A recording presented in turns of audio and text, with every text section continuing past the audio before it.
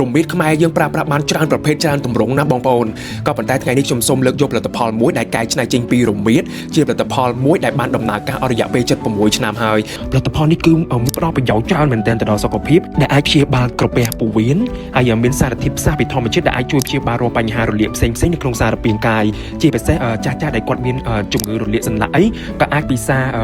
ម្សៅរមៀតឬក៏ក្បាលរមៀតនេះបានផងដែរហើយផលិតផលនេះមិនមែនពិសាបានតែមនុស្សចាស់ឯងក្មេងនេះក៏ពិសាបានដែរដូចខ្ញុំអញ្ចឹងណាពីព្រោះថា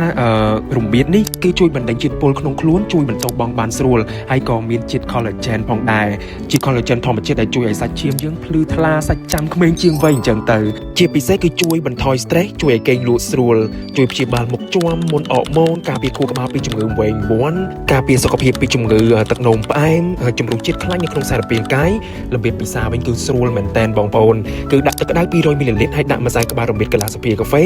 ឬក៏បងប្អូនអាចបន្ថែមទឹកឃ្មុំក្រូចឆ្មាឬក៏ម្រេចខ្មៅទៅតាមចំណង់ចំណូលចិត្តហើយបងប្អូនក៏អាច